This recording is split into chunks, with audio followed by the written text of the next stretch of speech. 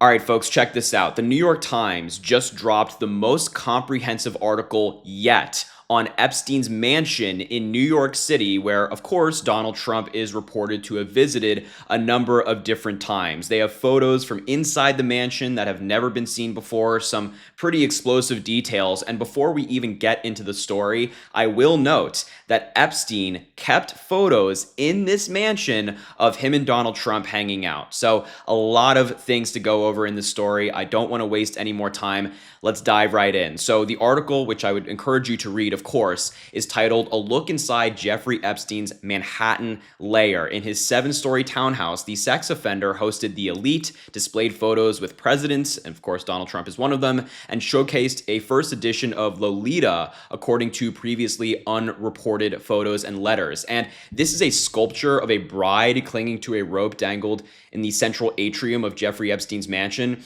And to me, that's just incredibly creepy. I mean, seeing this as soon as you walk in the house, super, super weird. But of course, we know that about Epstein. As a gift for Jeffrey Epstein's birthday, they write, 63rd, friends sent letters in tribute to the wealthy financier and convicted sex offender. Several shared a common theme, recounting the dinner gatherings that Mr. Epstein regularly hosted at this palatial townhouse on Manhattan's Upper East Side. Eid Barak, former Prime Minister of Israel, and his wife noted the great diversity of guests. Quote, "There's no limit to your curiosity," which is very strange. They wrote in their message, which was compiled with others in January of 2016, quote, "You are like a closed book to many of them, but you know everything about everyone."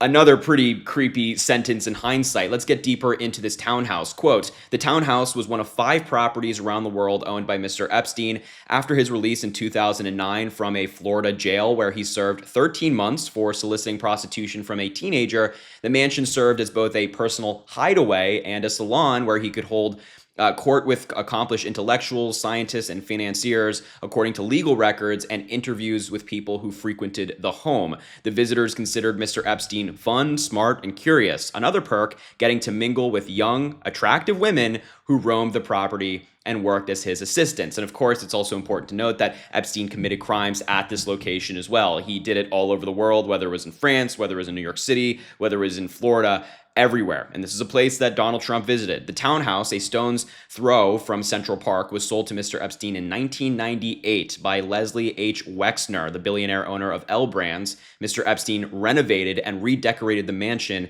in an eccentric style. Dozens of framed prosthetic eyeballs lined the entry. A sculpture of a woman wearing a bridal gown, which we just saw. In the ground floor dining room, Epstein entertained a rotating guest of celebrities, academics, politicians, and businessmen. The food could be mundane, sometimes nothing more than a buffet of Chinese takeout, but the events were anything but. Photos show that guests sat in leopard print chairs around a large rectangular table. Occasionally, attendees said in interviews a magician performed. Sometimes a chalkboard was wheeled out so a guest could sketch a diagram or write a mathematical formula. Epstein preserved a map of Israel drawn on a chalkboard with Mr. Barak's signature, according to photos reviewed by the New York Times. Now let's get into the photos that Epstein kept in this mansion. You can see here, photos show a credenza crowded with framed snapshots flaunting Epstein's connections to some of the world's most recognizable people. And these photos have never been seen before, or at least the photos that are being held inside of Epstein's house. The photos have been, but not them being stored in his house.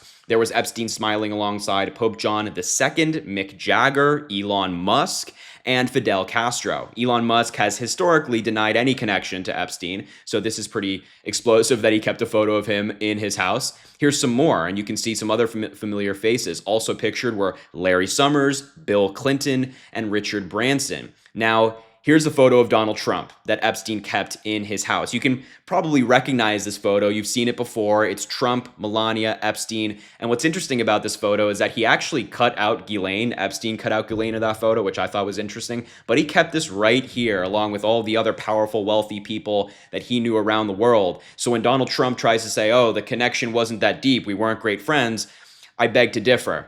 Nearby was the photo from 2000 showing Epstein with Trump and, of course, the future First Lady. Next to that was a framed dollar bill signed by Bill Gates, possibly as payment of a bet. Quote, "I was wrong," the Microsoft co-founder wrote over George Washington's face.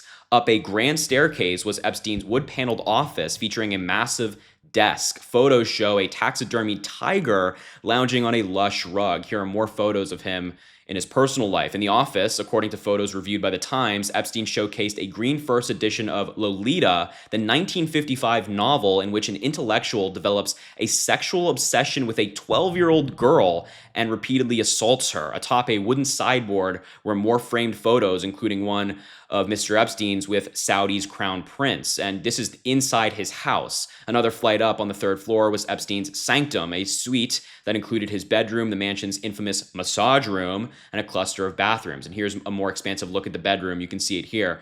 Mounted in a corner, and this is a really important detail in all this, mounted in a corner above his bed was a surveillance camera. A surveillance camera. We're going to get into the significance of this in just a second. Photos show that's just one camera that was located in the house. A second camera can be seen in an adjoining room. You can see up there the white circle around it. That's another camera in another room. Several of Epstein's victims have said that the mansion was outfitted with a network of hidden cameras, which is true. Maria Farmer, for example, said that Epstein had a bunch of cameras in his houses monitoring private moments. And what's significant about this revelation, these photos of the cameras in Epstein's house, is that the Trump administration has said that there is no footage of Epstein doing anything to anybody, or there's no footage of any other people in Epstein's world doing anything to anybody. And people like Maria are saying, well, that's just crap. I mean, he told me that there were cameras in his house. He told me that he had videos of me doing inappropriate things with him, or in these private moments, as she would describe it. And the Trump administration is trying to say that actually those photos don't exist at all. In the massage room were paintings of naked women, a large silver ball and chain, and shelves stocked with lubricant, according to photos reviewed by The Times. Mr. Epstein regularly directed teenage girls, some recruited from middle schools in Queens,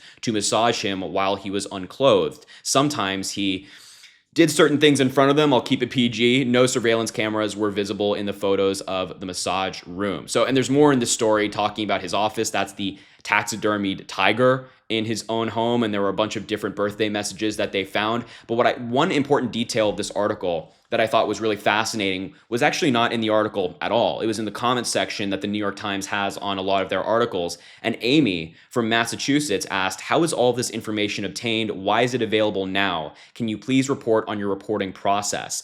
And the answer from the editor is fascinating to me, saying, "Hi, Amy, these are good questions, but I'm afraid there's not a whole lot I can say because of the need to protect sources who provide us with information. The one thing I feel comfortable sharing is that we published this information as soon as we were able. This is not something we've been sitting on. I fully recognize that this is frustrating as a reader to not have transparency about where/how journalists get information like this, but I hope you can also understand that protecting sources is paramount. People need to be able to trust that we will protect their confidentiality when they come to us with important information. Speaking of which, if you or anyone else would like to share stuff with us, here's a secure way to do so, including their tip link." This quote is almost as fascinating to me as the entire article. Like, we're seeing these different photos from inside Epstein's house that we've never seen before, all these different wealthy people, powerful people that we've seen those photos publicly, but not the fact that Epstein kept them in his house on his mantle. Those photos are fascinating. The cameras in the corners completely contradict the Trump administration's argument. But what I find interesting is that this means, what he's saying right here is that people are still coming forward with information about Epstein. These photos have never been seen before. There are still people out there who know things about this story, who have revelations that they could release to the New York Times or any other publication, and they haven't yet. So hopefully this inspires more people to come forward talking about Epstein and Trump and maybe perhaps their connections or connections to more people whatsoever.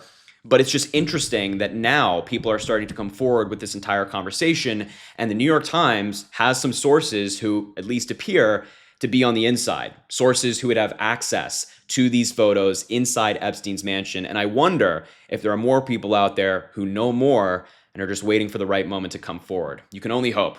You can only hope. So anyway, I just had to show you this story that the New York Times just dropped. It is fascinating. So let me know in the comments what you think about it. I'll leave the video there. Make sure to subscribe down below. It goes an incredibly long way. Drop a like on the video, comment. Again, let me know what you think about all this stuff. And as I always say, I greatly appreciate you, and I hope you have an amazing rest of your day.